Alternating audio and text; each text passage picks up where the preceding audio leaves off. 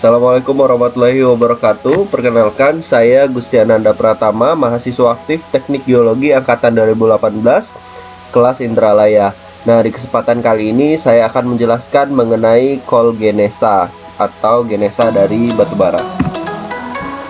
Nah, di kesempatan kali ini saya akan menjelaskan mengenai kolgenesa timeline yang akan membahas mengenai petrologi batubara, teori in situ, teori drift, proses geologi, dan juga pengamatan pada batubara.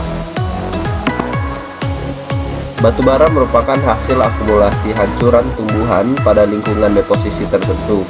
Nah, akumulasi ini dipengaruhi oleh proses sedimentari dan juga post sedimentari yang dapat menyebabkan adanya perbedaan peringkat batubara dan juga derajat kompleksitas dari struktur batubara tersebut.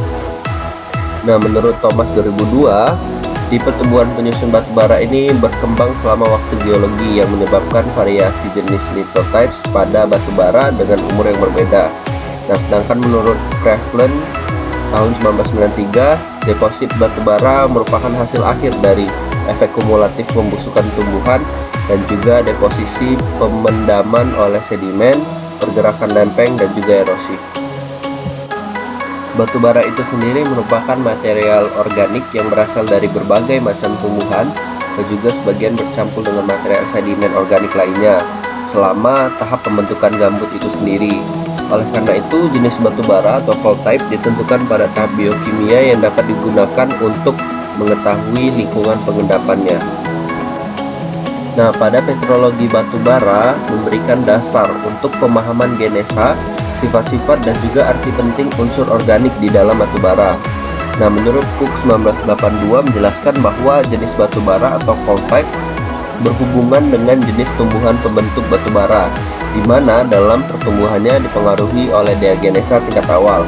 Nah, pada petrologi batubara ini menjelaskan mengenai deskripsi, sifat fisik dan juga sifat kimianya, proses keterbentukannya, dan juga unsur serta komposisi yang ada di dalam batubara itu sendiri.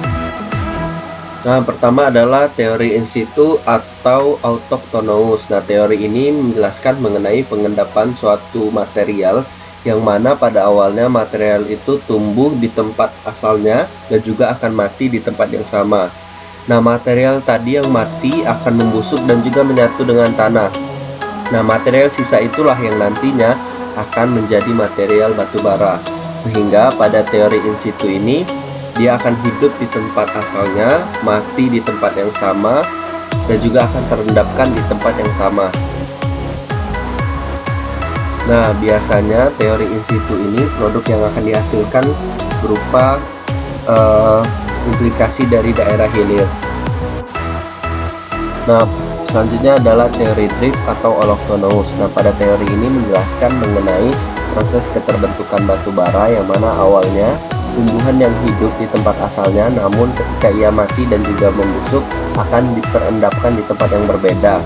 Nah, dikarenakan material tersebut bergeser namun bukan tertransport dan juga terendapkan di suatu tempat yang berbeda dengan tempat tumbuhan itu tumbuh.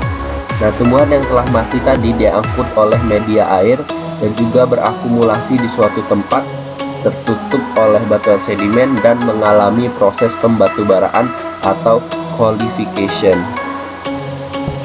Nah, beberapa senyawa seperti karbon dioksida, hidrokarbon, dan juga air akan menguap diakibatkan oleh adanya proses pembakaran oleh sisa tumbuhan yang mati. Kemudian perbedaan antara teori in situ dan juga teori drift, yang mana teori drift ini sangat memperhatikan teknik sampling pada saat ingin mengambil sampelnya dan juga berdasarkan kandungan, komposisi, komponen, dan juga warna pada batuan itu sendiri. Nah, teori drift ini biasanya bersifat heterogeneous yang mana terdiri dari beberapa warna. Nah, batubara yang terbentuk sesuai dengan teori drift bisa berasal dari hutan basah ataupun kering, tumbuhan atau pohon yang sudah mati dan roboh ke atas tanah kemudian terbawa oleh banjir ataupun aliran sungai, sehingga sisa-sisa tumbuhan tersebut akhirnya mengendap di delta sungai purba atau terkumpul dan tersedimentasi di dasar danau purba. Nah, lain halnya dengan teori in situ yang mana batubara yang tersebut yang terbentuk sesuai dengan teori in situ biasanya terjadi di hutan basah dan juga berawa, sehingga pohon-pohon di hutan tersebut pada saat mati dan roboh langsung tenggelam ke dalam rawa tersebut, dan sisa tumbuhan tersebut tidak mengalami pembusukan secara sempurna dan akhirnya menjadi fosil tumbuhan yang membentuk sedimen organik. Nah, berikut ini adalah salah satu contoh gambar hasil dari teori drift dan juga teori in situ, yang mana teori drift ini banyak sekali keberagaman warnanya atau yang disebut dengan heterogeneous. Namun teori in situ hanya bersifat homogeneous atau warnanya hanya satu warna. Berikut proses geologi dari pembentukan batu bara, yang mana pada awalnya vegetasi yang tumbuh, hidup, dan mati, kemudian mengalami pembusukan dan juga pengendapan pada tanah, dan kemudian material-material yang ada pada tumbuhan itu seperti mineral, gas hidrokarbon, air, dan juga karbon dioksida akan mengalami penguapan dikarenakan pembusukan yang dialami oleh tumbuhan tersebut. Nah, pembusukan pada material tumbuhan tadi mengalami pengendapan pada pit dan akan mengalami pembebanan, yang mana pada pembebanan tersebut akan mengalami penggabungan terhadap gambut dan juga material sedimen yang lainnya. Terdapat dua tahapan pada proses pembentukan batu bara, yakni ada proses penggambutan atau vitrification dan juga proses pembatubaraan atau qualification. Pada proses penggambutan terjadi perubahan yang disebabkan oleh makhluk hidup atau disebut dengan proses biokimia, sedangkan pada proses pembatubaraan prosesnya adalah bersifat geokimia. Nah, pada proses biokimia ini sisa tumbuhan itu seperti pepohonan purba itu tumbang dan juga terakumulasi dan tersimpan dalam lingkungan bebas oksigen di daerah rawa sistem drainase.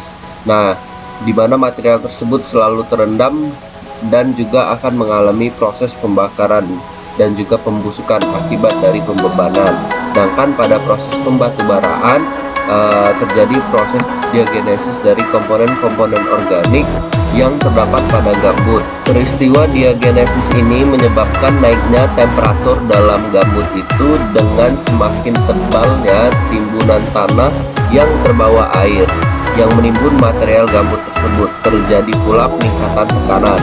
Nah, kombinasi dari adanya proses biokimia, proses kimia, dan juga proses fisika, yakni berupa tekanan oleh material penutup gambut itu dalam jangka waktu geologi yang sangat panjang, gambut tersebut akan berubah menjadi batu bara diakibatkan dari proses terjadinya peningkatan persentase kandungan karbon, hidrogen, oksigen, dan akan menjadi menurun sehingga dihasilkan batu bara dalam berbagai tingkat atau mutu. Terima kasih semuanya. Sekian pemaparan materi mengenai kolgenesa mata kuliah petrologi batubara dari saya. Assalamualaikum warahmatullahi wabarakatuh.